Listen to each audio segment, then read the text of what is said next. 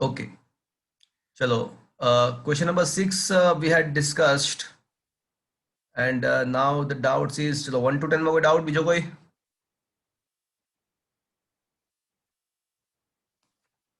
One to 10.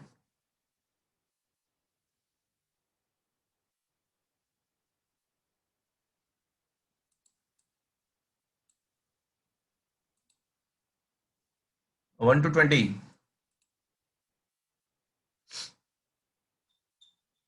One to 20. 20. Question number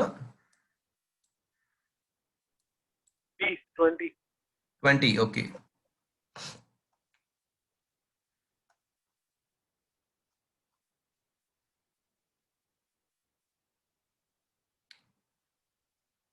ત્રણ વિદ્યુત ભારો Q1, Q2 અને Q3 1 કુલમ છે. તેમના સ્થાન સદિશો ઉગમ બિંદુ x અક્ષ પર 1 બિંદુએ અને y અક્ષ પર 1 બિંદુએ છે. તો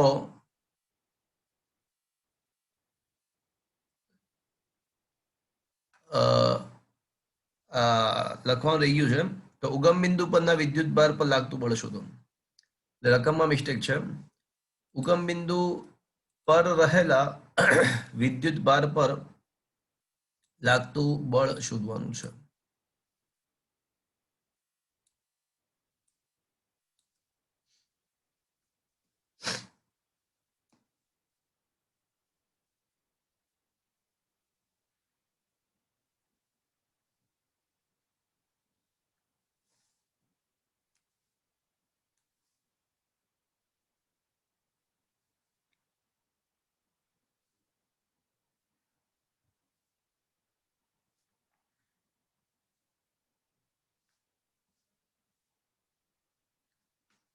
તો મિત્રો હવે વિચાર કરો કે આ ઉગમ બિંદુ પર કેટલા બળ લાગશે? કોઈ કહેશે મને?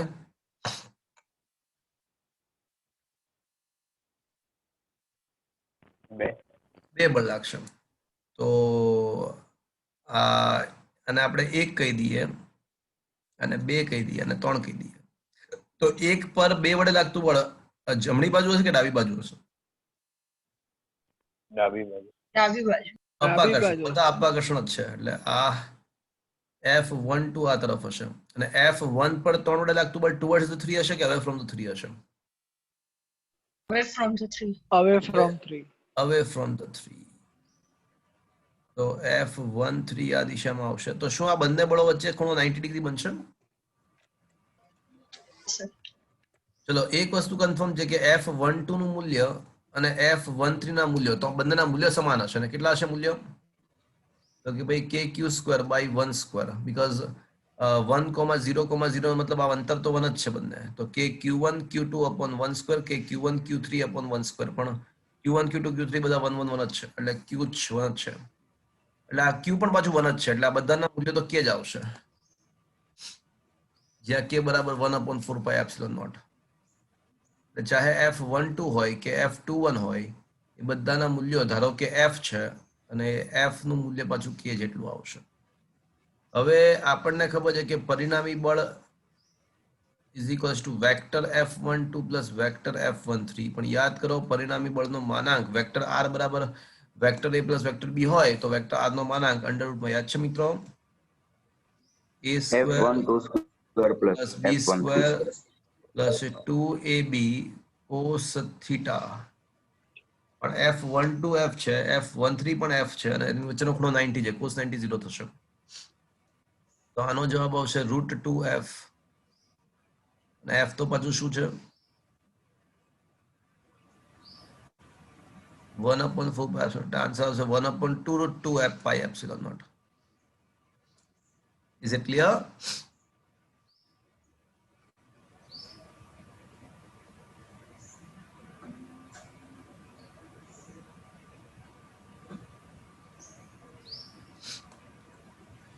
Is that clear? No doubt તો મારો અવાજ આવે છે મિત્રો? હા સર. કોનો ડાઉટ હતો? Doubt clear? અરે બોલો ઓકે ચલો 1 to 40 50 40 સુધીમાં 27. Question number 27. 27 ઓકે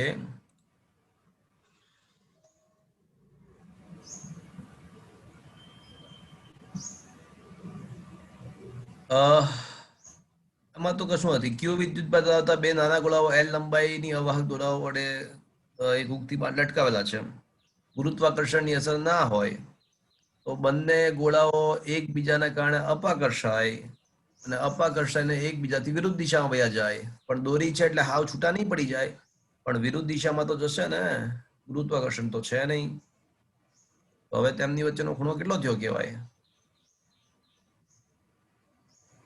180. 180 અને હવે કોઈ એક ગોળાને ધ્યાનમાં લો તો એના ઉપર બે બળ લાગતા હશે એક તો અપાકર્ષીય વિદ્યુતકીય બળ અને બીજું તણાવ બળ તો અપાકર્ષીય વિદ્યુતકીય બળ કેટલું હશે Q1 Q2 upon R square તો અપાકર્ષીય વિદ્યુત બળ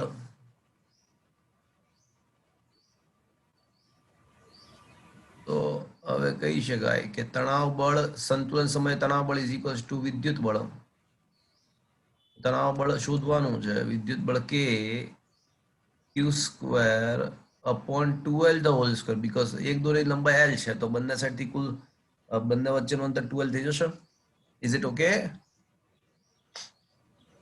હા સર. સમજ પડ્યો હા. ઓકે ચલો અપ ટુ 40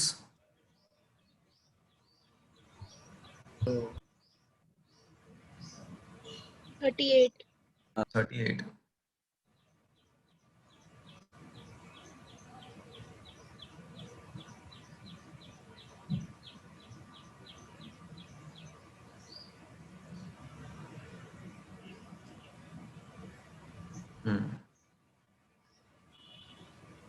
ઓકે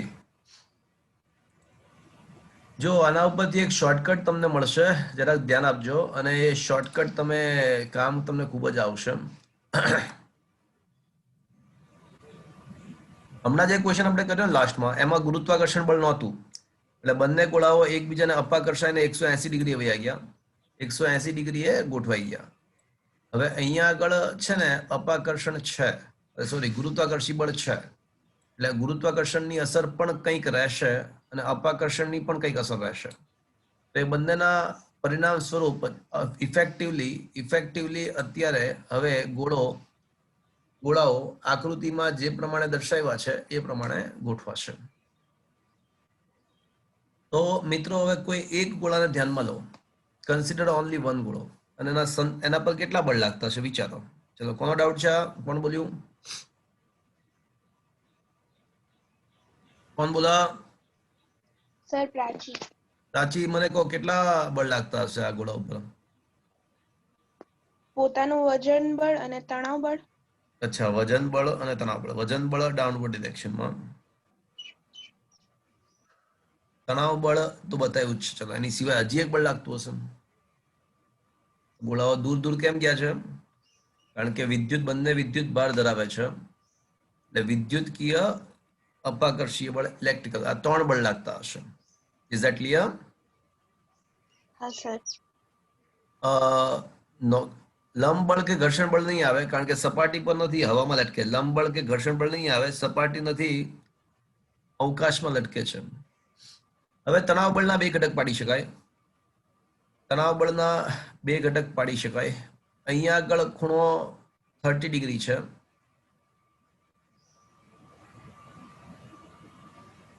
તો શું અહીંયા પણ ખૂણો 30 ડિગ્રી થશે હા કે ના હા. તો એનો મતલબ એવો થશે કે આ ઘટક ટી કોસ જેની સાથે ખૂણો બને એ ઘટક કોસ ઘટક ટી કોસ થીટા અને આ જે લેફ્ટ હેન્ડ સાઈડ જે જશે એ ખૂણો શું આવશે એ ઘટક શું આવશે? ટી સાઇન થીટા, જ્યાં થીટા એટલે કયો ખૂણો? આવડો ઉપર વાળો અડધો ખૂણો, જે આખો ખૂણો નથી. Is that clear? હા સર. તો હવે સંતુલન માટે કહી શકાય કે ટી સાઇન થીટા જે છે ને એ વિદ્યુત બળને સંતુલે છે અને ટી કોસ થીટા જે છે વજન બળને સંતુલે.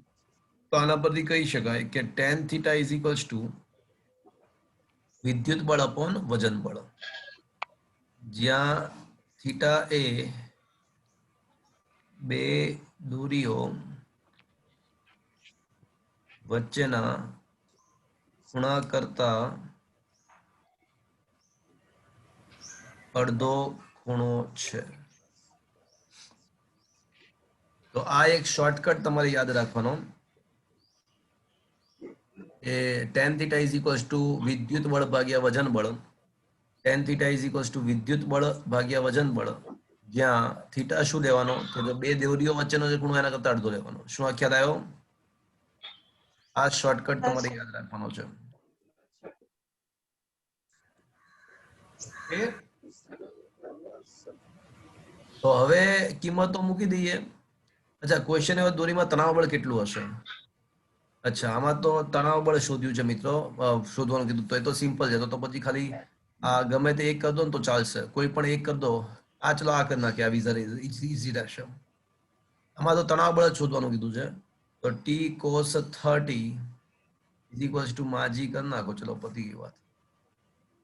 ના, દ્રવ્યમાન નથી આપ્યું ને. ગુડ. સો વેરી ગુડ. એટલે સૌથી પહેલા તમારે આખું સોલ્વ કરવું પડશે મિત્રો. સારો ક્વેશ્ચન બનાવ્યો. દ્રવ્યમાન નથી તો સૌથી પહેલા તમારે દ્રવ્યમાન શોધવું પડશે. ના તો પણ આમ આ ટી સાઇન થીટા પણ કરી શકો ને. ટી સાઇન 30 બરાબર વિદ્યુત બળ, તો કે Q square upon R square. દોરીની લંબાઈ આપેલી છે? હા આપેલી છે 1 મીટર. પતી ગઈ ને વાત. તો આ છે ને સમબાજુ ત્રિકોણ 60 ડિગ્રી છે ને, એટલે સમબાજુ ત્રિકોણ બનશે. આ પણ 1 મીટર અને આ પણ 1 મીટર, અને સમબાજુ ત્રિકોણ એટલે બે વિદ્યુત બળો વચ્ચેનું અંતર પણ 1 મીટર થશે. બે વિદ્યુત બળો વચ્ચેનું અંતર પણ 1 મીટર જ થશે. બસ તો કે છે, ક્યુ છે, આર છે, એટલે ટી મળી જશે આપણને. Is that clear? અને દ્રવ્યમાન પૂછ્યું તો દ્રવ્યમાન મળી જાય મિત્રો. Ten theta is equals to વિદ્યુત બળ ભાગ્યા વજન બળ કરીને. Is it okay? હા સર. આમાં તો તણાવ બળ જ પૂછ્યું છે, એટલે ખાલી એક જ સૂત્ર પરથી આન્સર આવી જશે. આપણે T cos theta T sine theta બરાબર વિદ્યુત બળ પરથી. Is that clear? ઘણીવાર આ જ ક્વેશ્ચનમાં દ્રવ્યમાન પણ પૂછતા હોય છે. તો એ tan theta is equals to વિદ્યુત બળ ભાગ્યા વજન બળ કરીને તમે દ્રવ્યમાન શોધી શકો. Is it okay?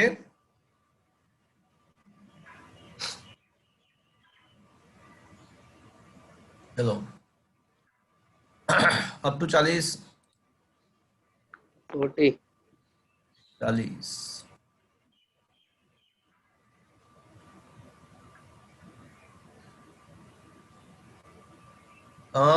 વાત થઈ છે આપણે ભૂતકાળમાં ક્યારેક ગુરુત્વાકર્ષણમાં સેમ વાત થઈ ગયેલી છે. ગુરુત્વાકર્ષણ નામનું ચેપ્ટર ચલાવ્યું ત્યારે આ સેમ વાત થયેલી છે કે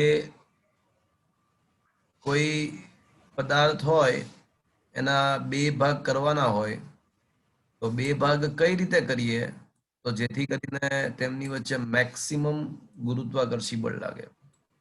કોઈને યાદ છે? ગુરુત્વાકર્ષણમાં વાત થયેલી છે. કોઈ કહેશે?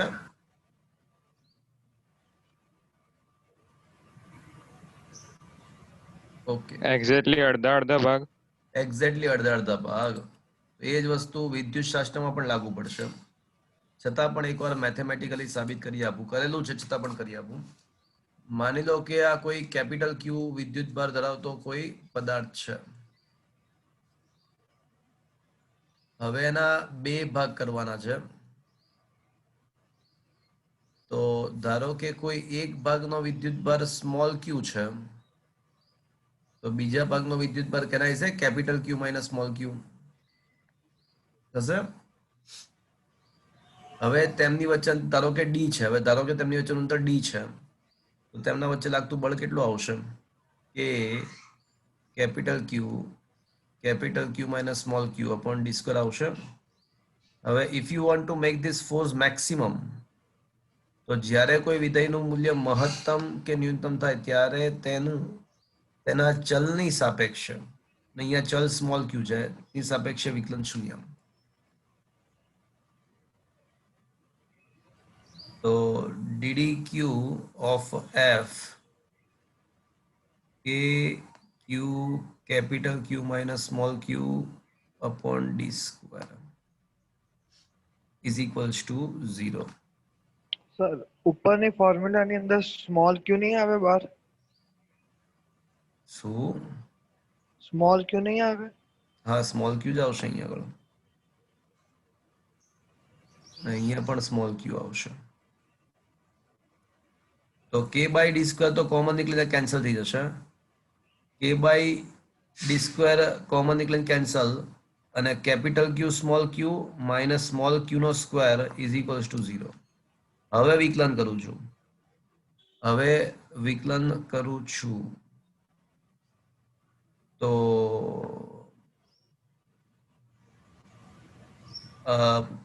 Capital q bar d q by d q એટલે 1, અને ક્યુ સ્ક્વેર નું 2 small q is equals to 0.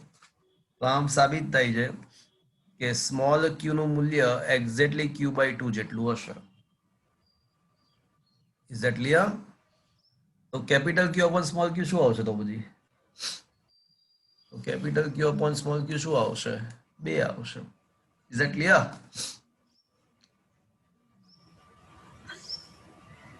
Is it okay? હા સર. ચલો પછી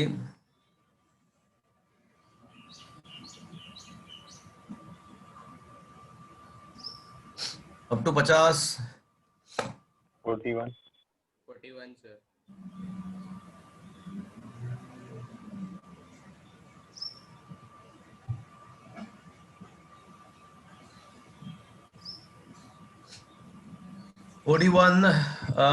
ક્વેશ્ચન એવો છે કે 1 માઇક્રોકુલમ વિદ્યુતભાર ધરાવતા બે વિદ્યુતભારોને 1 અને 2 ના સ્થાન સદિશો અંકમાં 30 અને 30 છે. તો 2 પર 1 વડે લાગતું બળ. તો મિત્રો 2 પર 1 વડે લાગતું બળ તમારે શોધવાનું છે.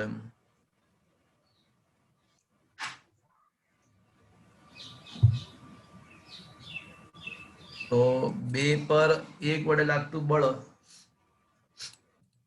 તો મિત્રો યાદ કરો, F12 બરાબર k q1 q2 upon r square into r12 cap, અને જ્યાં r12 cap એટલે સદિશ r12 ભાગ્યા એનો માનાંક, અર્થાત સદિશ r12 એટલે vector r1 minus vector r2 upon માનાંકમાં r1 minus r2. બસ તો આ બધી કિંમતો મૂકી દઈએ એટલે આપણો આન્સર આવી જશે. તો સૌથી પહેલા r12 કેપ શોધીએ. તો vector r1 minus vector r2 કરો તમે, તો 1 2 3 અને 4 5 6. તો 1 minus 4 એટલે -3 2 minus 5 once again -3 3 minus 6 once again -3. તો આને I can say -3 કોમન 1 1 1. આનું મૂલ્ય કેટલું આવશે? r1 માઇનસ r2 નું મૂલ્ય કેટલું? તો 3√3 આન્સર આવશે આઈ થિંક મૂલ્ય માટે. 1 square plus 1 square plus 1 square, very good, 3 બરાબર. હવે કિંમતો મૂકી દઈએ. તો F12 is equals two k નું મૂલ્ય 9 into 10⁹9, Q1 1 માઇક્રોકુલમ, Q2 પણ 1 માઇક્રોકુલમ. તેમની વચ્ચેનું અંતર આ જ તેમની વચ્ચેનું અંતર છે. r1 માઇનસ r2 નું માનાંક 3√3 નો વર્ગ એટલે 9 into 3 ઇન્ટુ એકમ સદિશ એટલે -3 વાતે પ્રમાણે 1 1 1 અને ભાગ્યા એનું મૂલ્ય 3√3. તો મિત્રો અચ્છા, હું છે ને મારે કરવું તો શું ખબર તમને? 2 પર 1 નું બળ લાગવાનું. મેં કર્યું શું કામ વખત 1 પર, તો કઈ વાંધો નહીં, માઇનસ નહીં લખીએ એટલે જવાબ આવશે. કરવું તું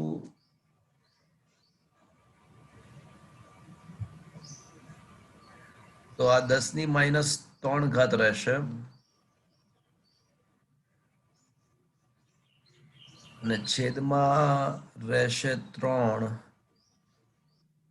અને માઇનસ રહેશે આગળ 1/√3, 1/√3,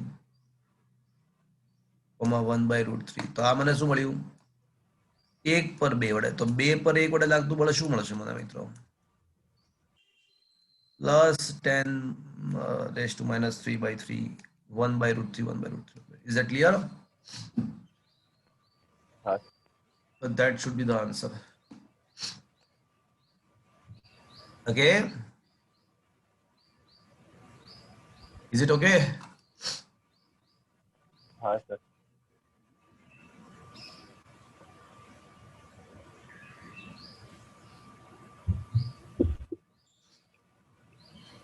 चलो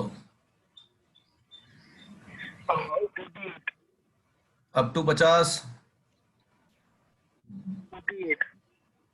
Question number 44.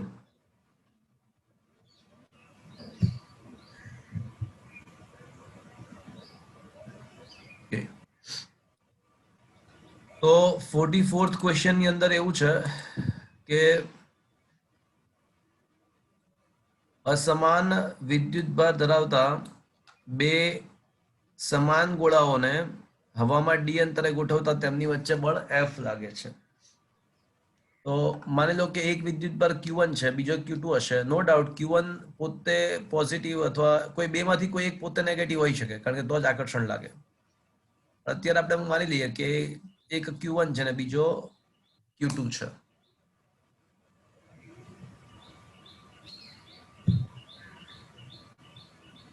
નો ડાઉટ બેમાંથી એક પોઝિટિવ હશે અને એક નેગેટિવ હશે, કન્ફર્મ્ડ છે.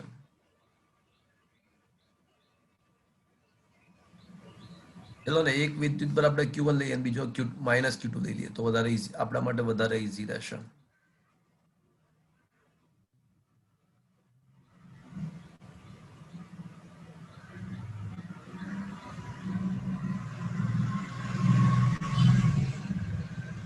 કોઈકના ઘરેથી અવાજ આવતો લાગે છે. મંત્ર સોલંકી. ઓકે, તો આપણે F નો માત્ર માનાંક વિચારીએ, માનાંકમાં F. તો K Q1 Q2 upon R². ઋણ નિશાની તો આકર્ષણનું સૂચન કરે છે. હવે એવું કહે છે કે બંને ગોળાઓને એકબીજાના સંપર્કમાં લાવીને વળી પાછા મૂળ અવસ્થામાં લાવવામાં આવે તો બંને ગોળાઓ પહેલા જેટલા આકર્ષણ હતું એટલું જ હવે અપાકર્ષણ થાય છે.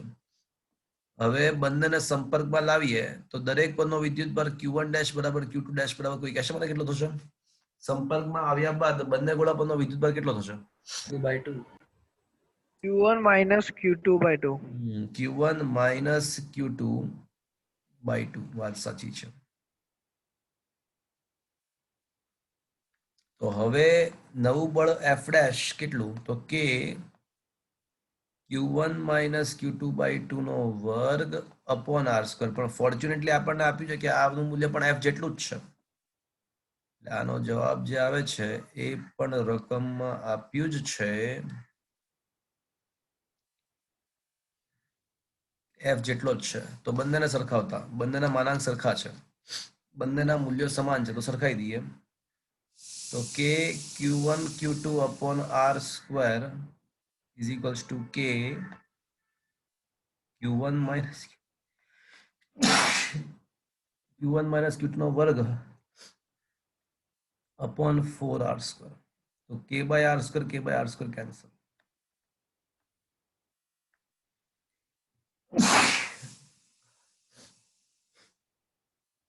તો Q1 minus Q2 નો વર્ગ is equals to 4Q1 Q2. સમગ્ર સમીકરણને Q2² વડે ભાગતા જમણી બાજુ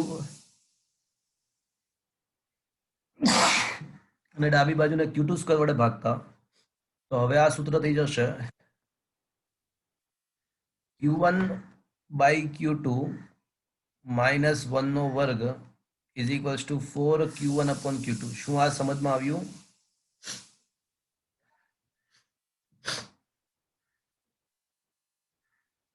હવે Q1/Q2 ને x કહી દઈએ. Q1 બાય Q2 ને x કહી દઈએ તો x માઇનસ વર્ગનો વર્ગ ઇઝ ઇક્વલ્સ ટુ 4x. ચલો આટલું સમજ પડ્યો. હા સર.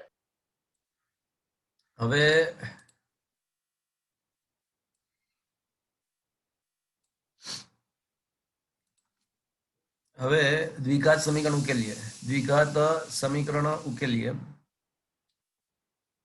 તો થશે x સ્ક્વેર માઇનસ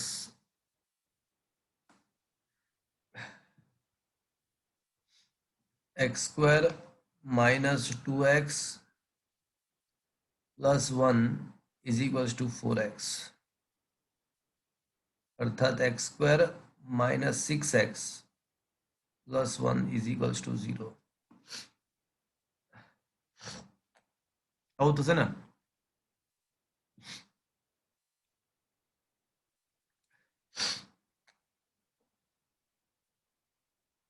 બરાબર છે મિત્રો?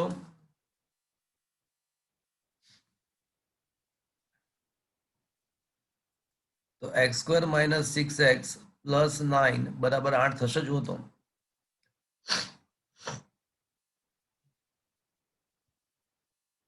હા કે ના? હા સર. બંને બાજુ 8 એડ કર્યા તો આ થઈ જશે x માઇનસ 3 નો વર્ગ બરાબર 2√2 નો વર્ગ. તો x minus 3 is equals two plus or minus 2√2. તો x બરાબર 3 પ્લસ ઓર માઇનસ 2√2 આવું થશે. પણ x પોતે પાછું શું છે મિત્રો? x કોના બદલે લખ્યું હતું આપણે?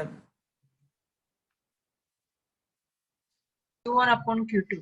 હા, તો Q1 upon Q2 is equals to 3 plus or minus 2√2. પણ મિત્રો આપણે Q1 upon Q2 જ શોધવાનું, કારણ કે એક વિદ્યુત પર Q1 છે અને બીજો માઇનસ Q2 છે. જો તો ગુણોત્તર આપણે શું લખવાનું આવશે?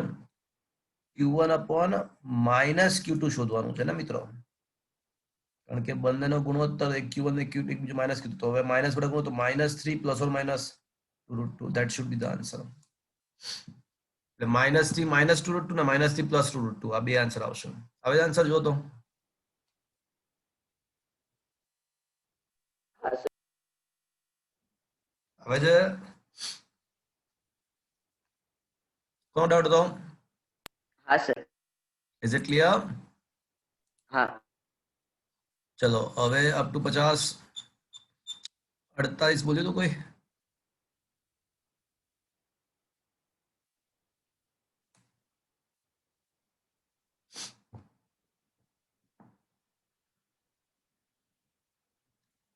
ચલો 48 બોલ્યું કોઈ?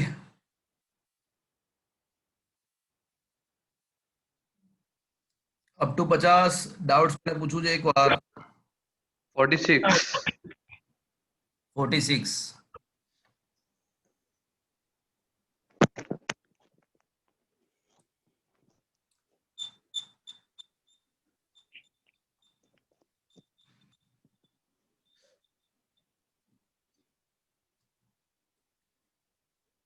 આમાં છે ને 46 માં એંગલ શોધવામાં મગજમારી છે. આ ટાઈપના ક્વેશ્ચન જો JEE માં પૂછાય તો ના કરાય. હું કરાવું છું અત્યારે, પણ એકચ્યુઅલમાં ના કરાય તમારે.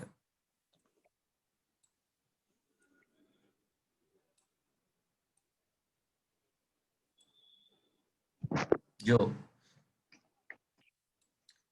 કાટકોણ ત્રિકોણ PQR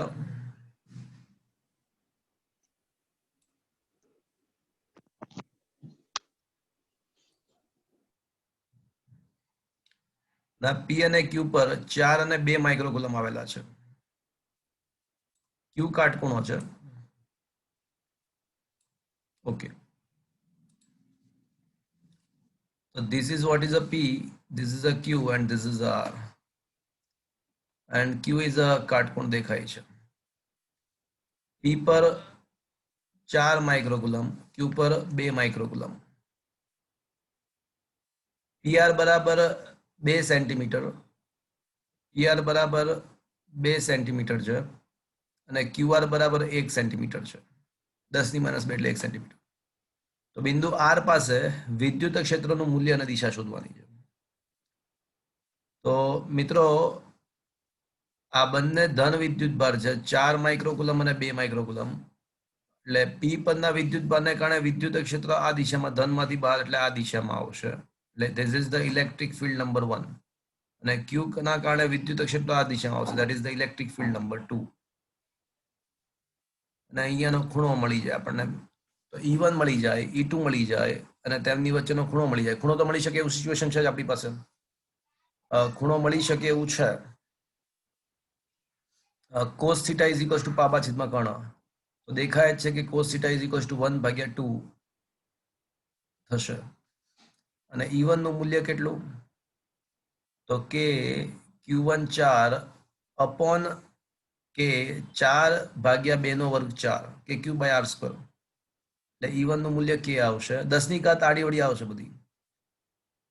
E2 નું મૂલ્ય કે Q2 2 છે અને upon 1 નો વર્ગ એટલે આ 2k આવશે. એટલે 10 ની ઘાત કહું તમને, અંશમાં વિદ્યુત ભાર છે ને માઇક્રો છે, એટલે 10⁻6 ને છેદમાં આવશે સેન્ટીમીટર નો વર્ગ 10⁻4, 10⁻2 ઘાત બચશે, 10⁻2 ઘાત બંનેમાં બચશે.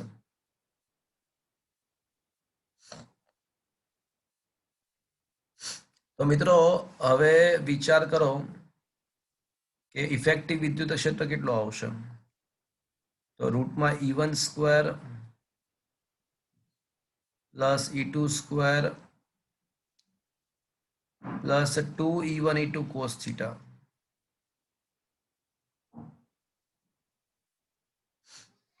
હવે E1 નું મૂલ્ય આપણને ખબર છે, E2 નું મૂલ્ય આપણને ખબર છે. E1 કે ની બદલે 9 × 10⁹, કે ના બદલે 9 × 10⁹ મૂકી દઉં અને તેમની વચ્ચેનો ખૂણો cos theta 1/2 છે, એટલે આપણને E મળી જશે. દિશા શોધવા માટે શું યાદ છે ખબર મિત્રો?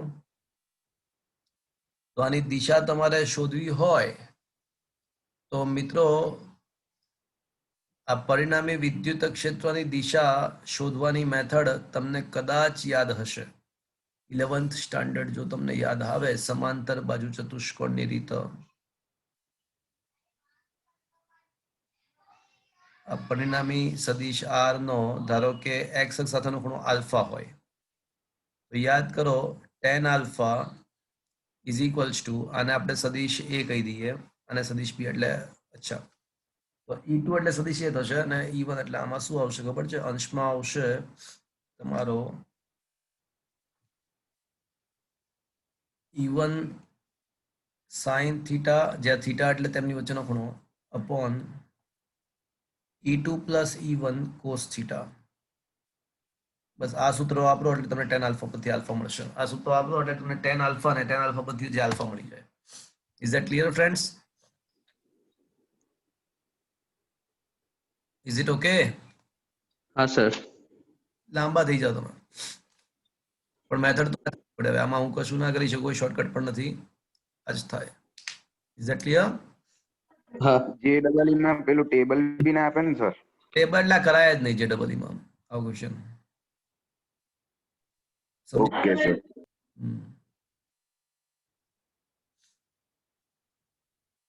પણ ખાલી મેથડ મેં તમને શીખવાડી જેથી કરી નોલેજ તમારી પાસે રહે. Okay okay sir. ચલો અપ ટુ 50.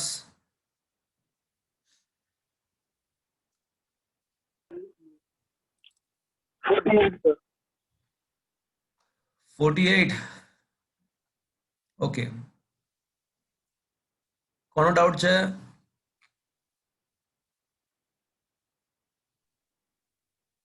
કોણ? હા,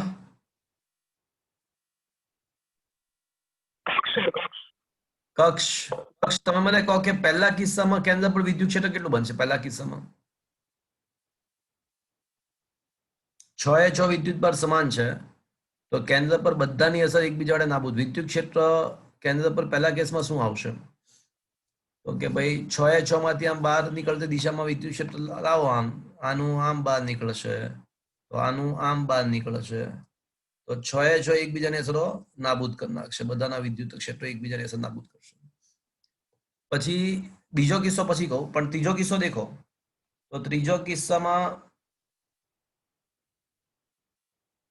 હા, આમાં મિસ્ટેક છે. શું આન્સર આપ્યો છે? બી આવે છે આમાં. શું આપ્યું છે? બી બી સી જવાબ શું આપ્યો? સી આપ્યો કે બી આપ્યો છે? બી બી બી જવાબ બી આપ્યો છે. અરે બી ફોર બોમ્બે કે સી ફોર કલકત્તા? શું આપ્યો છે? સર બોમ્બે. બોમ્બે. ઓકે, તો મિસ્ટેક છે ક્વેશ્ચન ની અંદર. ક્વેશ્ચન ની અંદર અહીંયા 2 નહીં, અહીંયા 2 હોવું જોઈએ. હવે થઈ જશે. જુઓ, હવે મિત્રો વિચારો. અરે એક જ મિનિટ.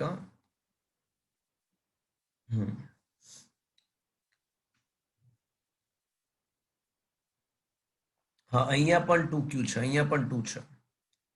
તો મિત્રો આ 2q સામ સામે કેન્સલ થઈ જશે. આ 2q પણ સામ સામે કેન્સલ થઈ જશે અને આ q પણ સામ સામે કેન્સલ થઈ જશે. એટલે ક્વેશ્ચનમાં અહીંયા એક 2 લખવાનું રહી ગયો છે. એટલે આ પણ બધા જ નાબૂદ થઈ જશે, આ પણ નાબૂદ થઈ જશે. અને હવે આ જો આ એક ત્રિકોણ બનાવે છે. આ ત્રિકોણના ત્રણેય શિરોબિંદુ પર 2q છે. તો આ ત્રિકોણ વડે કેન્દ્ર પર વિદ્યુત ક્ષેત્ર કેટલો હશે? આ 2q ત્રણેય શિરોબિંદુ પર સમાન વિદ્યુત ભાર છે, તો કેન્દ્ર પર વિદ્યુત ક્ષેત્ર કેટલો આવશે? 0. 0. અને બીજો પણ એક ત્રિકોણ બન્યો, તો આ ત્રિકોણ વડે કેન્દ્ર પર વિદ્યુત ક્ષેત્ર કેટલો હશે? 0.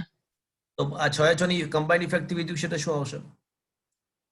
0 જ આવશે. બે અલગ અલગ ત્રિકોણ વિચારી અને કમ્બાઇન્ડલી 0 + 0 એટલે 0 થશે. Is that clear? પણ હવે આમાં શું થશે ખબર છે? આમાં ધનમાંથી વિદ્યુત ક્ષેત્ર બહાર નીકળશે અને ઋણમાં દાખલ થશે. એટલે ઇફેક્ટિવ આ બંનેનું ઇફેક્ટિવ વિદ્યુત ક્ષેત્ર આ તરફ આવશે. આ બંને નાબૂદ થઈ જશે, સામ સામે નાબૂદ થઈ જશે. પણ આ +q માંથી બહાર નીકળશે, -q માં દાખલ થશે. એટલે આ બંને ઇફેક્ટિવ વિદ્યુત ક્ષેત્ર આ તરફ આવશે. તો મિત્રો આ બંને વિદ્યુત ક્ષેત્ર એક આમ આવશે, એક આમ આવશે. એટલે ઇફેક્ટિવ વિદ્યુત ક્ષેત્ર અહીંયા આ તરફ આવશે સબાચકોના નિયમ અનુસાર. તો આમાં ઇફેક્ટિવ વિદ્યુત ક્ષેત્ર 0 નહીં થાય. Is that clear? અહીંયા એક મિસ્ટેક હતી, અહીંયા 2q હોવું જોઈએ. Is it okay?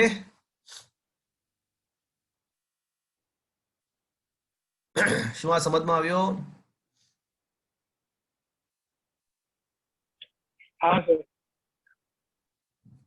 ચલો પછી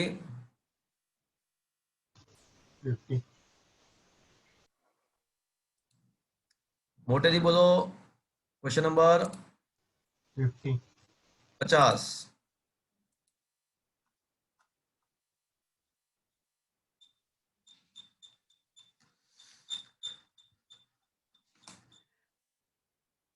ઓકે, n બાજુઓ વાળા એક નિયમિત બહુકોણના n-1 શિરોબિંદુઓ પર દરેક પર q વિદ્યુતભાર છે.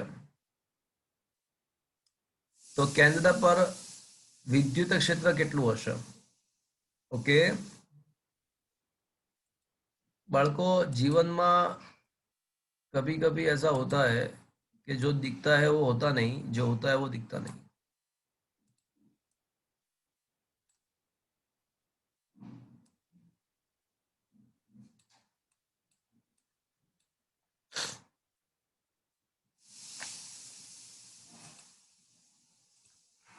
ओके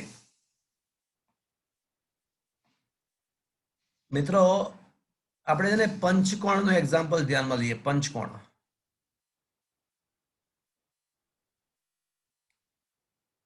અને ટેમ્પરરી એવું માની લો, પંચકોણના દરેકે દરેક શિરોબિંદુ પર ક્યુ વિદ્યુતભાર છે, દરેકે દરેક શિરોબિંદુ પર.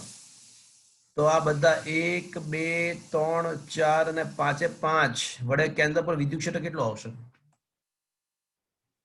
ઇફેક્ટિવલી કેન્દ્ર પર વિદ્યુત ક્ષેત્ર કેટલો આવશે? કોઈ કહેશે? સમમિત આકૃતિના દરેક kq/r² જેટલું, એટલે kq/r જેટલું. 0. 0. સમમિત આકૃતિના દરેક શિરોબિંદુ પર, સમમિત આકૃતિના દરેક શિરોબિંદુ પર જો સમાન વિદ્યુતભાર હોય ને, તો સમમિતતાને કારણે એના કેન્દ્ર પર વિદ્યુત ક્ષેત્ર હંમેશા 0 જ થઈ જાય.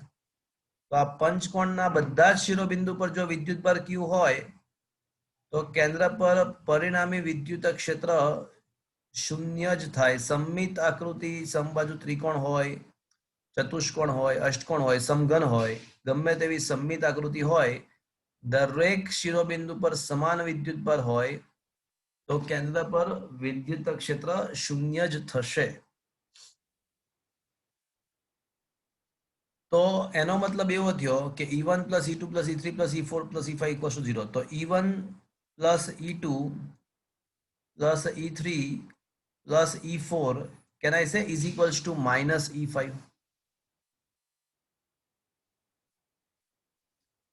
તો એનો મતલબ કે આ ચાર શિરોબિંદુઓનું જે પરિણામી વિદ્યુત ક્ષેત્ર છે, ચાર શિરોબિંદુઓનું જે પરિણામી વિદ્યુત ક્ષેત્ર છે એનું મૂલ્ય કોઈ એક જ શિરોબિંદુ પાંચમા શિરોબિંદુના વિદ્યુત ક્ષેત્ર જેટલું જ હશે. તો ચાર શિરોબિંદુ વડે ઉદ્ભવતું વિદ્યુત ક્ષેત્રનું મૂલ્ય કોઈ એક શિરોબિંદુ વડે ઉદ્ભવતા વિદ્યુત ક્ષેત્રના મૂલ્ય જેટલું જ હોય. તો મતલબ હવે આ કન્સેપ્ટ અહીંયા લાગુ પાડો કે n બાજુવાળા બહુકોણ પર n-1 શિરોબિંદુ પર વિદ્યુત ક્ષેત્ર n-1 શિરોબિંદુ પર વિદ્યુત ભાર છે, એક પણ નથી. તો લોજિક શું આવ્યું કે n-1 બિંદુઓ વડે જેટલું વિદ્યુત ક્ષેત્ર ઉત્પન્ન થશે ને એનું મૂલ્ય તો કેટલું આવશે? એ માત્ર કોઈ એક જેટલું જ આવશે. તો એ n-1 વડે ઉદ્ભવતા બધા વિદ્યુત ક્ષેત્રનું પરિણામ વિદ્યુત ક્ષેત્ર માત્ર એક વડે જે ઉત્પન્ન થાય એના જેટલું જ હોય, and that is equals to kq by r square only. શું આ લોજિક સમજ પડ્યું તમને? સમજ્યા? हाँ सर. Is that clear? એટલે મેં શું કર્યું કે પહેલા n-1 શિરોબિંદુના બદલે પહેલા બધા શિરોબિંદુ પર મૂકી દીધા. તો બધા શિરોબિંદુ પર હોય તો પરિણામ 0 થાય, બધા શિરોબિંદુ પર હોય તો પરિણામ 0 થાય. તો એનો બીજો મતલબ એવો છે કે n-1 વડે જે ઉત્પન્ન થયું હશે ખાલી એક વડે જેટલું થાય એટલું જ હશે. તો હવે મારે તો માત્ર n-1 નું શોધવાનું છે. તો કેટલું હશે? તો એક જેટલું, એટલે kq by r square. એટલે મોટા ભાગના છોકરા શું વિચારે કે n-1 kq by r square વિચારે, પણ અહીંયા આગળ n-1 kq by r square ના આવે, ખાલી kq by r square આવે. શું આ સમજમાં આવ્યું મિત્રો? હા સર. ચલો પછી અપ ટુ 80, 55, 55. ઓકે,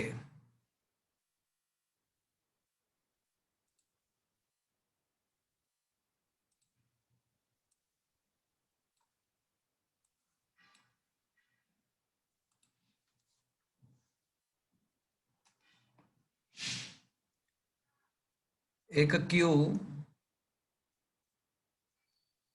અને એક -3q,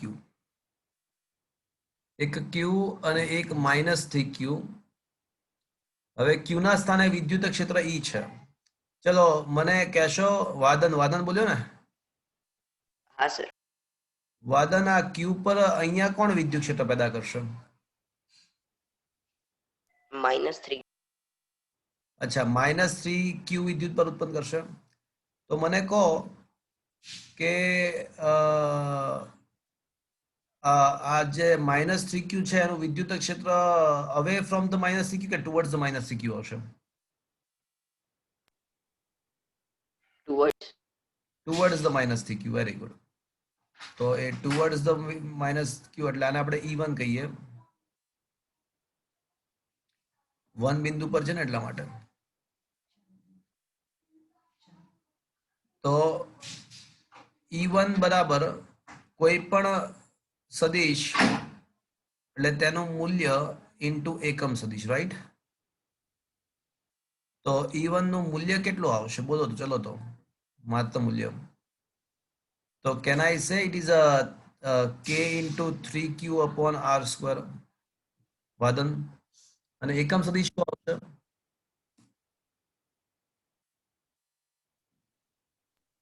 L cap, I cap, કારણ કે આપણે એને ધનેશ દિશા ધારી છે. ઓકે, ચલો.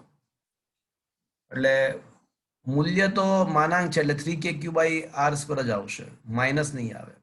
અને દિશાનો એકમ સદિશ પ્લસ I cap. ચલો હવે એ વાત પતી ગઈ. હવે અહીંયા આગળ વિદ્યુત ક્ષેત્ર કોણ પેદા કરશે? -3q Q, q. અચ્છા, એનો વિદ્યુત ક્ષેત્ર ટુવર્ડ્સ ધ q હશે કે અવે ફ્રોમ ધ q હશે? ધન towards, ધન છે લા. ધનમાંથી વિદ્યુત ક્ષેત્ર બહાર નીકળે કે દાખલ થાય? હા સર બહાર નીકળે. એટલે ટુવર્ડ્સ ધ ક્યુ કે અવે ફ્રોમ ધ ક્યુ? એટલે ડાબી બાજુ કે જમણી બાજુ? ડાબી બાજુ. અલા આ ધન વિદ્યુત ભાર હોય બરાબર, તો એમાંથી વિદ્યુત ક્ષેત્ર આમ બહાર નીકળે બધી દિશાઓમાં. તો આ બિંદુએ આમ વિદ્યુત ભાર તરફ દાખલ થાય કે બહાર નીકળતી દિશામાં હોય? હા સર જમણી. એટલે ક્યુ માંથી ધન માંથી બહાર નીકળે, બહાર નીકળે, બહાર નીકળે, બધી જગ્યાએ બહાર નીકળે, બહાર નીકળે, બહાર નીકળે, બહાર નીકળે, તો બહાર નીકળે. ઓકે, તો હવે એ ઈ ડેશ કહી દઈએ, અને આપણે ઈ ડેશ કહી દઈએ, વેક્ટર ઈ ડેશ. તો વળી પાછું તેનું મૂલ્ય ઇન્ટુ એકમ સદિશ, તો મૂલ્ય શું આવશે? કે ક્યુ બાય આર સ્ક્વેર, અને એકમ સદિશ પણ આઈ કેપ જ આવશે. અહીંયા પણ એકમ સદિશ આઈ કેપ જ આવશે, કારણ કે એની દિશા પણ ધનેશ દિશામાં જ છે. બસ, તો આમ સાબિત થાય છે કે વેક્ટર ઈ ડેશ બરાબર, અને 3 વડે ગુણીને 3 વડે ભાગી નાખીએ, 3kq બાય આર સ્ક્વેર 3 વડે ગુણ્યું અને 3 વડે ભાગ્યું. પણ 3kq by r square into i cap તો શું હતું? એ તો ઈ હતું. તો આમ સાબિત થાય કે ઈ ડેશ બરાબર ઈ બાય 3 જ આવશે, અને પ્લસ ઈ બાય 3 આવશે, માઇનસ નહીં આવે. એટલે આ તમને છે ને આ માઇનસ લખવાની ઈચ્છા થતી હોય છે, પણ એ નહીં આવે, આ જ આવશે. Is that clear? હા સર. સમજમાં આવ્યું? Is it okay? હા સર. કારણ કે બંને વિદ્યુત ક્ષેત્રો એક જ દિશામાં છે, એટલે વચ્ચે માઇનસ કરો તો બંને વિદ્યુત ક્ષેત્રો વિરુદ્ધ દિશામાં આવી જાય, પણ એવું છે જ નહીં. બંને વિદ્યુત ક્ષેત્રોની દિશા એક જ છે. Is it okay? ચલો અબ બતાઓ, અપ ટુ 60.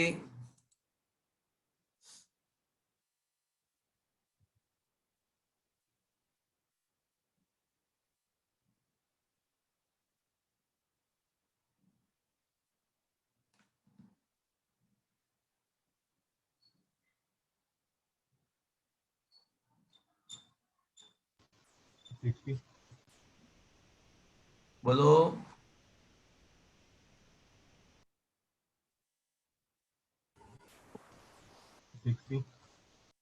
હા, મોટે દિવસ અવાજ નહીં આવતો. 60. ઓકે.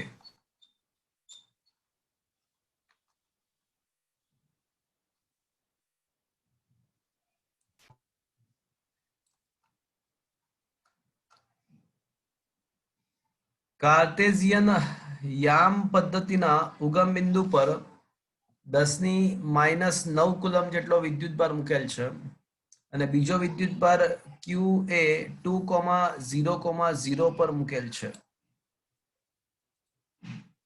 હવે બિંદુ 311 ના સ્થાને વિદ્યુત ક્ષેત્રનો x ઘટક 0 છે, તો કેપિટલ ક્યુ નું મૂલ્ય કેટલું? ઓકે,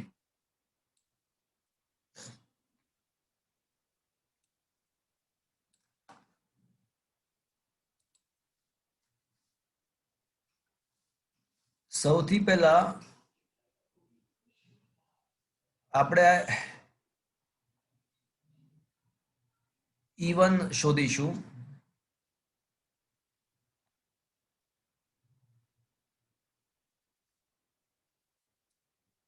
આને આપણે બિંદુ P કહી દઈએ.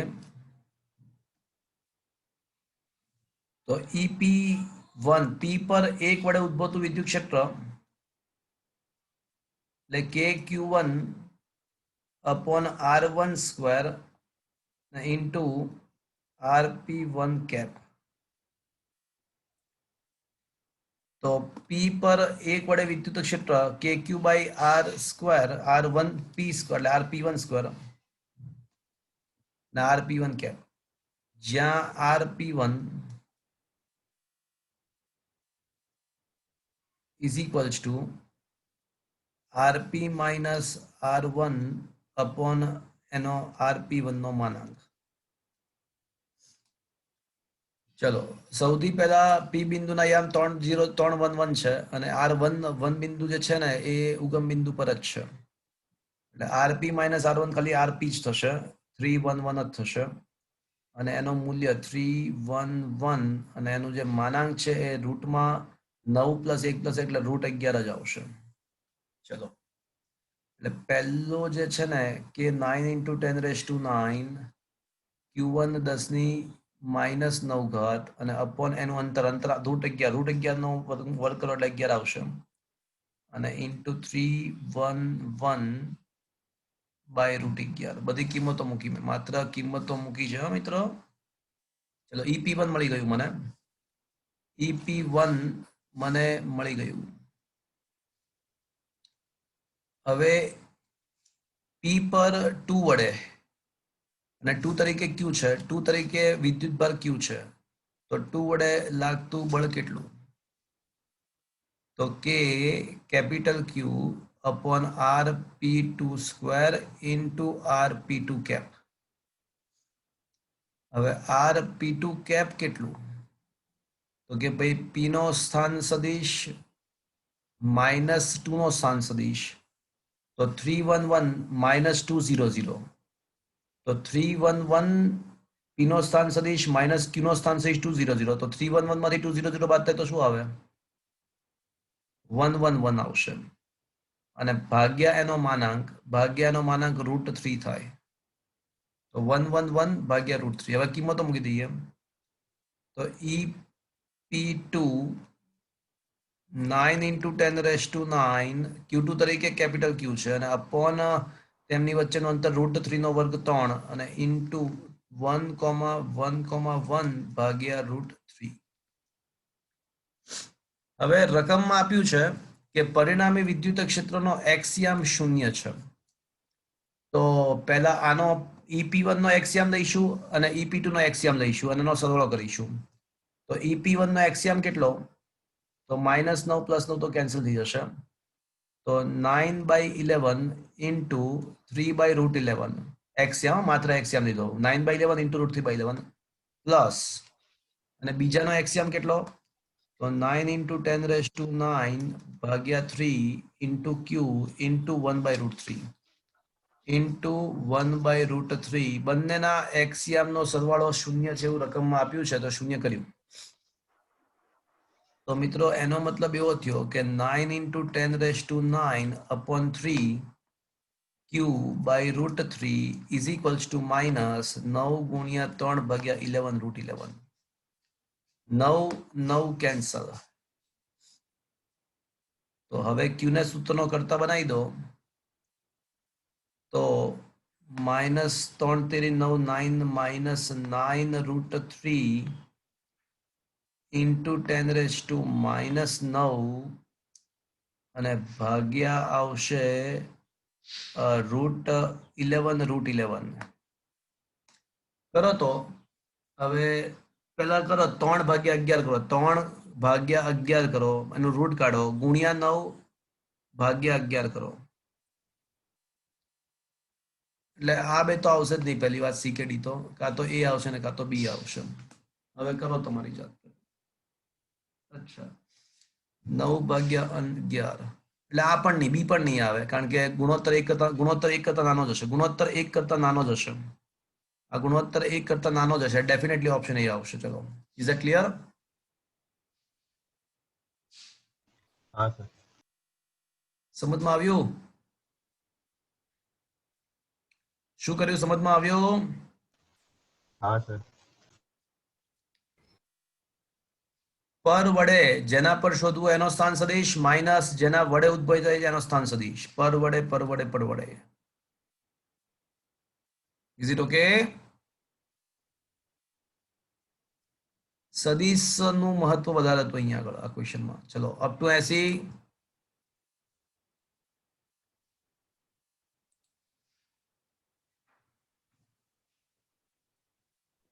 સિક્સટી 67.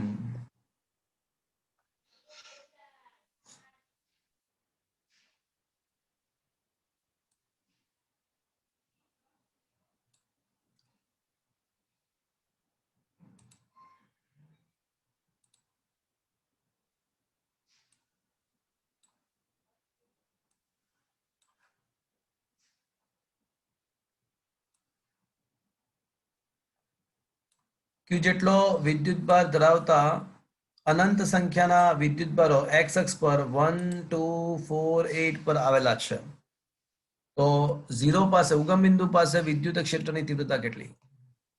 બાયોલોજી વાળા મિત્રો ધ્યાન આપજો, થોડુંક તમારા માટે નવી વસ્તુ છે, સારી વસ્તુ છે, સાંભળજો. અને ફિઝિક્સની અંદર ઘણી બધી વખત આનો યુઝ થાય છે, સાંભળજો બાયોલોજી વાળા મિત્રો. ઉગમ બિંદુ પરના બિંદુએ ઉગમ બિંદુ પર વિદ્યુત ક્ષેત્ર શોધવું છે. 1 પાસે ક્યુ વિદ્યુતભાર છે, પછી 2 પાસે ક્યુ વિદ્યુતભાર છે, પછી 4 પાસે ક્યુ વિદ્યુતભાર છે, પછી 8 પાસે ક્યુ વિદ્યુતભાર છે. હવે આ બધા વિદ્યુતભાર ધન જ છે એટલે બધાના વિદ્યુત ક્ષેત્ર છે ને આમ ધનમાંથી બહાર નીકળે એટલે બધા વિદ્યુત ક્ષેત્ર નેગેટિવ એક્સ અક્ષ પર જ જશે. બધાના વિદ્યુત ક્ષેત્ર આ દિશામાં આવશે. હવે જ્યારે બધા જ વિદ્યુત ક્ષેત્ર એક જ દિશામાં હોય ને તો એનો આપણે અદિશ સરવાળો પણ કરી શકીએ. સદિશના બદલે એક જ દિશામાં બધા સદિશો હોય તો તેનું જસ્ટ આપણે એનો અદિશ સરવાળો પણ કરી શકીએ, સીધો સરવાળો પણ કરી શકાય. જ્યારે સદિશો એક જ દિશામાં હોય તો એનો સીધો જ સરવાળો થઈ શકે છે. તો E1 ના બદલે શું લખીશું? KQ by 1 square. E2 ના બદલે શું લખીશું? KQ by 2 square. E3 ના બદલે KQ by 3 નહીં આવે, 4 square આવશે એન્ડ સો ઓન ચાલ્યા કરશે. તો બધામાંથી KQ કોમન, બાકી રહેશે 1 plus 1 by 4 plus 1 by 16 plus 1 by 64. આ છે ને સમગુણોત્તર શ્રેણી કહેવાય. સમગુણોત્તર શ્રેણી. તો બાયોલોજી વાળા સાંભળજો. તો સમગુણોત્તર શ્રેણીનો સરવાળો, આ સમગુણોત્તર શ્રેણીનો સરવાળો પ્રથમ પદ અપોન 1 માઇનસ ગુણોત્તર વડે આપી શકાય. પ્રથમ પદ ઇન્ટુ 1 માઇનસ ગુણોત્તર. હા, જ્યારે ગુણોત્તર 1 કરતા નાનો હોય ત્યારની વાત છે. અત્યારે તમે જો ગુણોત્તર એટલે બીજું ભાગ્યા પહેલું કરો, બીજું પદ ભાગ્યા પહેલું પદ કરો તો 1/4. ત્રીજું ભાગ્યા બીજું કરશો તો પણ 1/4. ચોથું ભાગ્યા ત્રીજું કરશો તો પણ 1/4. એટલે સમ ગુણોત્તર, ગુણોત્તર હંમેશા અચળ રહે છે. સેકન્ડ ભાગ્યા પહેલું, ત્રીજું પદ ભાગ્યા બીજું પદ, ચોથું પદ ભાગ્યા ત્રીજું પદ, તો ઓલવેઝ ગુણોત્તર 1/4 જ રહેશે. એ ઓલવેઝ ગુણોત્તર 1/4 રહ્યો એટલા માટે તો આને સમગુણોત્તર શ્રેણી કહેવાય. એટલા માટે જ તો આને સમગુણોત્તર શ્રેણી કહેવાય. એ બરાબર પ્રથમ પદ 1 અને 1 માઇનસ ગુણોત્તર 1/4 છે. તો Q upon 4 pi epsilon naught અને 1 minus 1/4 એટલે છેદમાં 3/4, 4 ઉપર જશે, 4/3, 4 cancel એટલે Q upon 3 pi epsilon naught should be the answer. Is that clear? Yes, sir. આ સમજમાં આવ્યું મિત્રો? અને ઘણીવાર એવું પણ હોય કે એક પ્લસ ક્યુ હોય, એક માઇનસ ક્યુ હોય, એક પ્લસ ક્યુ, એક માઇનસ ક્યુ, એક પ્લસ ક્યુ, એક માઇનસ ક્યુ, આવું હોય. તો અહીંયા શું આવે? 1 minus plus minus plus minus આવે તો ગુણોત્તર છે ને 1/4 ના બદલે -1/4 થઈ જાય. તો ગુણોત્તર 1/4 ના બદલે -1/4 તો માઇનસ માઇનસ પ્લસ થઈ જશે. તો અહીંયા 5 આન્સર, તો પછી અહીંયા 5 આન્સર આવે. તો આ પણ આન્સર આવી શકે કે જો એવું હોત ને કે ક્યુ માઇનસ ક્યુ, ક્યુ માઇનસ ક્યુ આવું હોત ને તો આ આન્સર આવત, સી ઓપ્શન આવત. Is that clear, friends? What I mean to say is that. Yes, sir. ચલો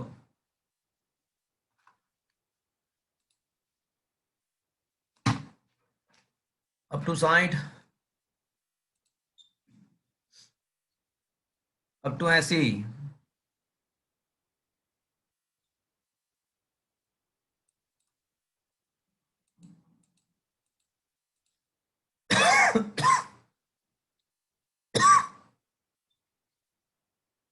up to 80 એક વાર.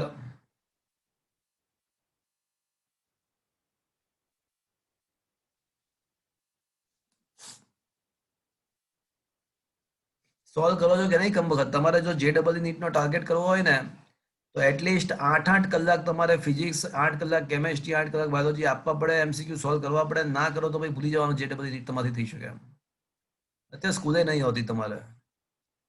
આ ઘણા બધા ક્વેશ્ચન એવા છે કે આમાં તમારે ડાઉટમાં પૂછવા જોઈએ, પૂછતા નથી એનો મતલબ કે તમે સોલ્વ નથી કર્યા.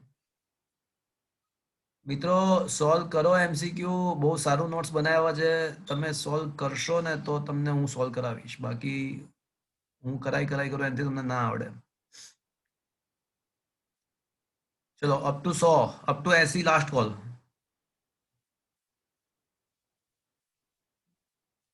આ 74 તમને ના આવડે, 75 તમને ના આવડે, પણ મારી ઈચ્છા એવી છે કે તમે એકવાર ટ્રાય કરો. અત્યારે સીધું હું સોલ્વ કરાવીશ એના બદલે મારી ઈચ્છા એવી છે કે તમે ટ્રાય કરો એકવાર. બોલો અપ ટુ 100.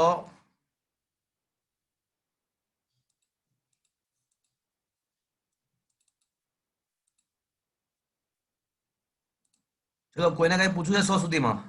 Last call.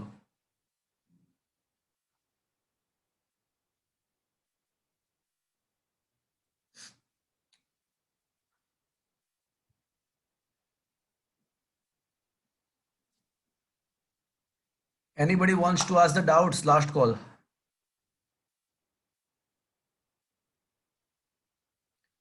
હમણાં જે બોર્ડની એક્ઝામ ગઈ ને હમણાં જ ગુજસેટની એક્ઝામ ગઈ એમાં આ ક્વેશ્ચન હતો. ગુજસેટની એક્ઝામ જે હમણાં જ ગઈ એમાં આ ક્વેશ્ચન હતો.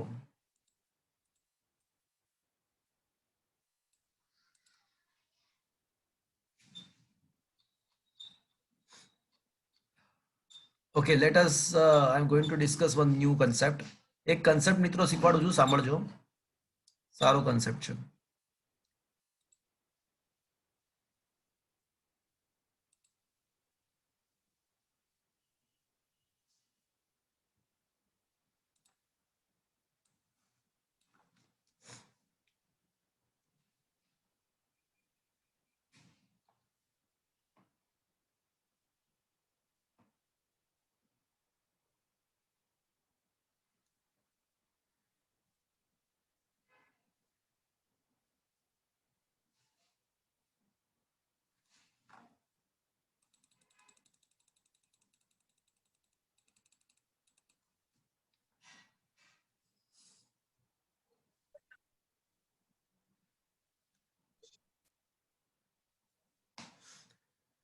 મિત્રો કેસ 1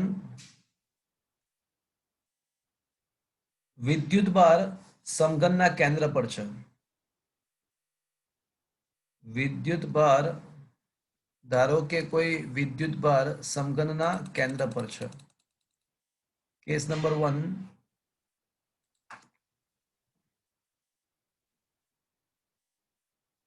વિદ્યુત ભાર સમઘનના કેન્દ્ર પર છે.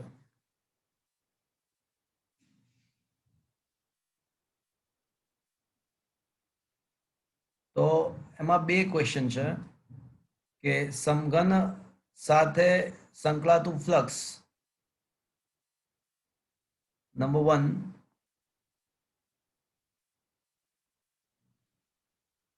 કે સમઘન સાથે સંકળાતું ફ્લક્સ કેટલું.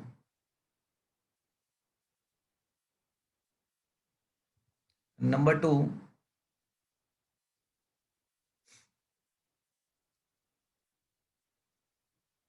સમઘનની કોઈ એક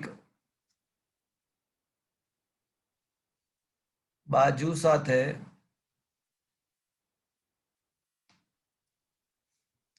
સંકળાતું ફ્લક્સ કેટલું.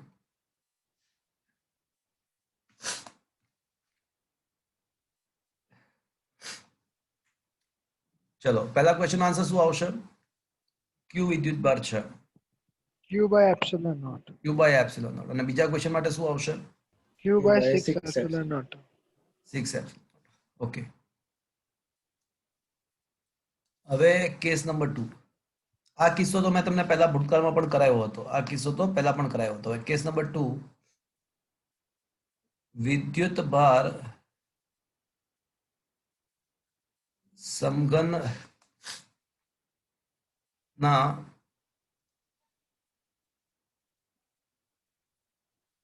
કોઈ શિરોબિંદુ પર છે.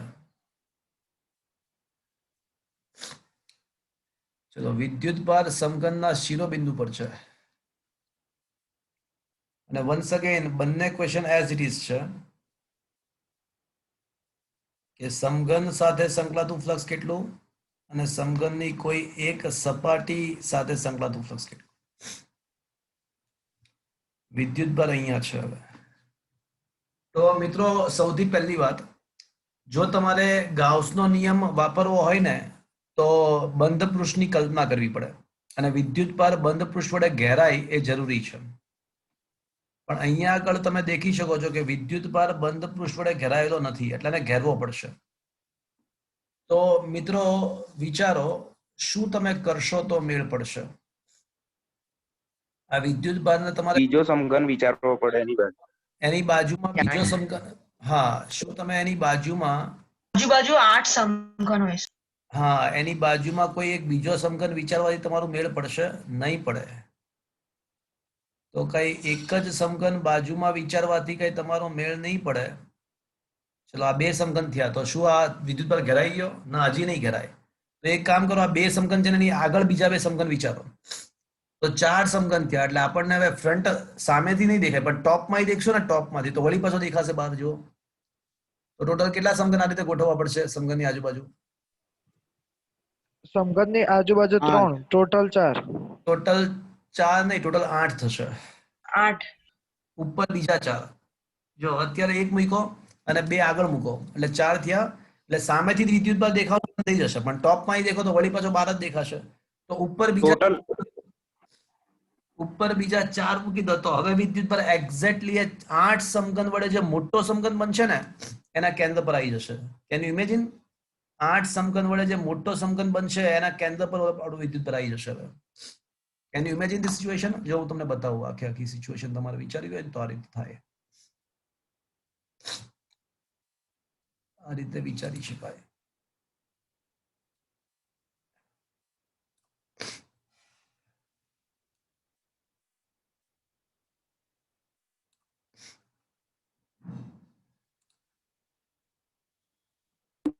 આપણો સમઘન છે એની બાજુમાં તો 7 સમઘન જ વિચારવા પડે ને સર? આપણે આ સમઘનની બાજુમાં 7 સમઘન એટલે કુલ સમઘનો આખા તંત્રમાં કુલ કેટલા થશે? 8. 8 સમઘન થશે. કેમેસ્ટ્રીમાં તમારે હોય ને સમચતુષ્ફલક કેવું કઈ, શું સમચતુષ્ફલક તો નહીં પણ કઈ એફસીસી ને એવું કઈ આવે, બીસીસી ને વગેરે, હા સર. હા sir. like that, something like that.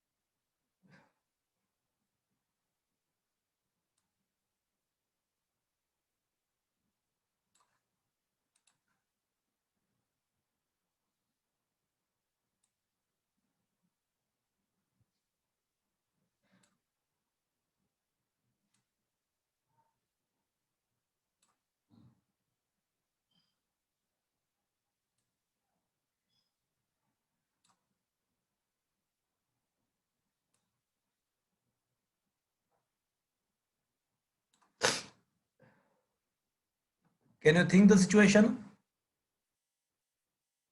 Yes sir. આપણો જે વિદ્યુતભાર હતો ને અહીંયા હતો. હવે તમને ખ્યાલ આવી ગયો હશે કે આપણો વિદ્યુતભાર અહીંયા હતો. જો તો હવે 8 સમઘનથી એક મોટો સમઘન બન્યો અને વિદ્યુતભાર હવે એક્ઝેક્ટલી મોટા સમઘનના કેન્દ્ર પર આવી ગયો. Is it clear? જુઓ તો સિચ્યુએશન ઇમેજ કરી શકો છો તમે? શું તમે આ સિચ્યુએશન ઇમેજ કરી શકો છો? हाँ हाँ सर હા સર તો હવે આખા સિસ્ટમમાંથી કેટલું ફ્લક્સ બહાર આવે? આખા સિસ્ટમમાંથી કેટલું બહાર આવે? Q by epsilon Q naught by epsilon પણ સિસ્ટમ તો 8 સમઘનની બની છે. તો આપણા Q upon 8 epsilon. હા, તો આપણો સમઘન સિસ્ટમનો 8મો ભાગ છે. તો આપણા સમઘનમાંથી બહાર આવતું ફ્લક્સ કેટલું? તો આપણા સમઘનમાંથી બહાર આવતું જે ફ્લક્સ છે એ ક્યુ બાય સમઘનમાંથી સમઘન સાથે સંકળાતું ફ્લક્સ કેટલું? તો આવશે ક્યુ બાય 8 એપ્સિલોન નોટ. અને હવે સમઘનની કોઈ એક સપાટીમાંથી કેટલું બહાર આવશે? સમઘનની કોઈ Q by 24 perfect Q answer. upon 24 epsilon. વાત સાચી. શું કામ 24? એ તો એવું વિચારી શકાય કે આ મોટો જે સમઘન છે એને 6 સપાટીઓ છે અને મોટા સમઘનની દરેકે દરેક સપાટી પર નાના સમઘનની કેટલી કેટલી સપાટીઓ આવેલી? જો 4 આવેલી છે. 1 2 3 4. એટલે મોટા સમઘનની જે બાઉન્ડ્રી છે, સિસ્ટમની જે બાઉન્ડ્રી છે એમાં નાના સમઘનની 24 સપાટીઓ આવેલી છે. તો આખા સિસ્ટમમાંથી ક્યુ બાય એપ્સિલોન નોટ, પણ સિસ્ટમની બાઉન્ડ્રીમાં 24 સપાટીઓ છે. તો એક સપાટીમાંથી કેટલો આવશે? નાના સમઘનની કોઈ એક સપાટીમાંથી કેટલું બહાર આવશે? તો કે ભાઈ 24 માંથી ક્યુ બાય એપ્સિલોન નોટ, તો એક માંથી કેટલું આવશે બહાર આવતું ફ્લક્સ? તો કોઈ એક સપાટીમાંથી બહાર આવતું ફ્લક્સ કેટલું થશે મિત્રો? 5 2 q by 24 એપ્સિલોન નોટ. શું આ મિત્રો સમજમાં આવ્યું? Is it understood, friends? हाँ सर Is it okay?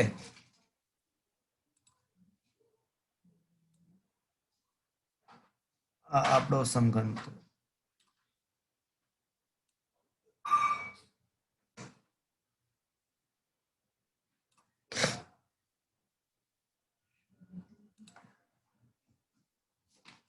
ચલો હવે માની લો કે એક કિસ્સો એવો છે કે વિદ્યુત ભાર સમઘનની ધારના મધ્ય બિંદુ પર છે. વિદ્યુત ભાર સમઘનની કોઈ ધારના મધ્ય બિંદુ પર છે. ચલો હવેનો કિસ્સો એવો છે કે વિદ્યુત ભાર સમઘનની ધારના મધ્ય બિંદુ પર છે.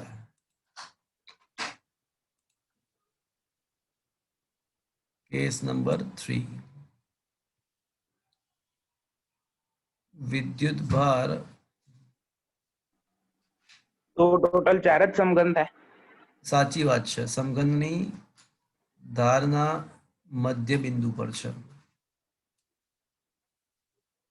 એટલે વિદ્યુત ભાર સમઘનની ધારના મધ્ય બિંદુ પર એટલે કંઈક અહીંયા છે.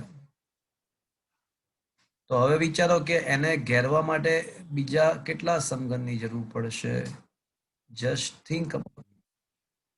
બીજો એક ના, જુઓ તો ખરું. બીજા 3. એક જસ્ટ મિનિટ, પેલા બતાવી દો વિદ્યુત ભાર ક્યાં છે. અહીંયા છે. તો હવે જો મિત્રો વાદન એક જ રાખશું તો શું થશે? તો હજી વિદ્યુત ભાર સામેથી દેખાશે. જુઓ તમને.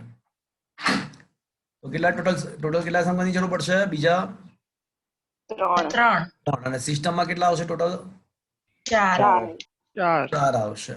એટલે એનો મતલબ કે હવે પહેલા ક્વેશ્ચન નો આન્સર શું આવશે? સમઘન સાથે સંકળાતું ફ્લક્સ કેટલું આવશે? Q by Q 4 upon 4 4 epsilon epsilon. Naught Q by 4 તો સમઘન સાથે સંકળાતું ફ્લક્સ phi1 બરાબર શું આવશે? આખા સિસ્ટમમાંથી ક્યુ બાય એપ્સિલોન નોટ બહાર આવે. તો સિસ્ટમનો આપણો જે સમઘન છે સિસ્ટમનો ચોથો ભાગ છે. તો આપણા સમઘનમાંથી ક્યુ બાય 4 એપ્સિલોન અને સમઘનની એક બાજુમાંથી કેટલું આવશે? Q by 12 epsilon naught Q by 12 ના, 12 નહીં, થોડું વિચારો. અચ્છા, સિસ્ટમની બાઉન્ડ્રીમાં નાના સમઘનની કેટલી સપાટીઓ હશે? વિચારો. Q by 8 epsilon naught.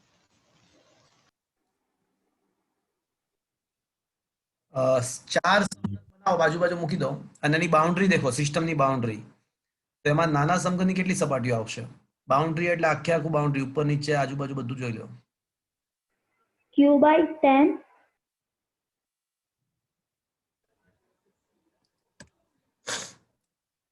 તમે ચાર સમઘનની સિસ્ટમ દેખો તો એને સાઈડમાંથી દેખશો ને કોઈ પણ સાઈડમાંથી તો તમને બે બે સપાટીઓ દેખાશે, પણ ટોપમાંથી દેખો તો કેટલી સપાટીઓ દેખાશે? ચાર સમઘનની સિસ્ટમ છે અને સાઈડમાંથી દેખશો બે બે બે બે બે એટલે કુલ 4 વખત 2 એટલે 8 સપાટીઓ, અને ટોપમાંથી દેખો તો કેટલી દેખાશે?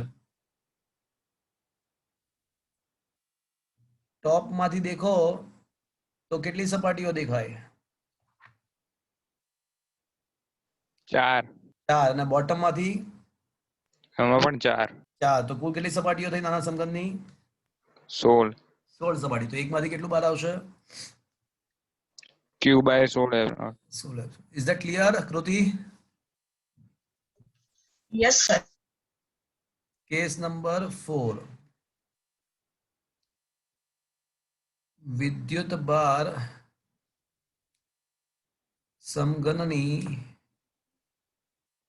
કોઈ એક સપાટીના મધ્યબિંદુ પર છે. એટલે વિદ્યુત ભાર સમઘનની કોઈ એક સપાટીના મધ્યબિંદુ પર છે એવું ધારી લઈએ. બે જ સમઘન આવશે. તો આમાં તો આને સાંકળવા માટે અને વિદ્યુત ભારને ઘેરી દેવા માટે, ઘેરી નાખવા માટે ખાલી એક જ સમઘન, બીજો એક જ સમઘનની જરૂરિયાત છે, એટલે કુલ બે જ સમઘનની જરૂર પડશે. તો સમઘન સાથે સંકળાતું ફ્લક્સ કેટલું આવશે? By Q by 2 2 epsilon. epsilon. Q/2 epsilon naught. અને સમઘનની એક સપાટી સાથે સંકળાતું ફ્લક્સ કેટલું આવશે? by 10 epsilon naught. Yes, Q/10 epsilon naught. Because તમે આખા સિસ્ટમની બાઉન્ડ્રી દેખશો ને તો તમને 10 સપાટીઓ દેખાશે, એટલે 10 માંથી Q/એપ્સિલોન નોટ, તો કોઈ એકમાંથી સરેરાશ રીતે Q/10 epsilon. Is that clear? શું આ સમજમાં આવ્યો મિત્રો? તો આ સમઘન સાથે સંકળાયેલા જેટલા ક્વેશ્ચન હતા ને બધા જ આવી ગયા. આ ગુજસેટમાં આ વખતે એક પૂછાઈ ગયું, તાવડા પૂછાઈ ગયું હતા. This was asked in the GUJCET. હમણાં જે ગુજસેટની એક્ઝામ ગઈ ને મિત્રો, તમે નેક્સ્ટ ટાઈમ જ્યારે આવો ત્યારે આખું ચેપ્ટર નંબર 1 સંપૂર્ણપણે સોલ્વ કરીને લાવવું compulsory. Next time chapter number 1 સંપૂર્ણ સોલ્વ કરીને લાવવું. આજનો સેશન અહીંયા આગળ ફિનિશ કરી રહ્યો છું મિત્રો. નેક્સ્ટ ટાઈમ ચેપ્ટર નંબર 1 સંપૂર્ણ સોલ્વ કરીને લાવજો. ઓકે,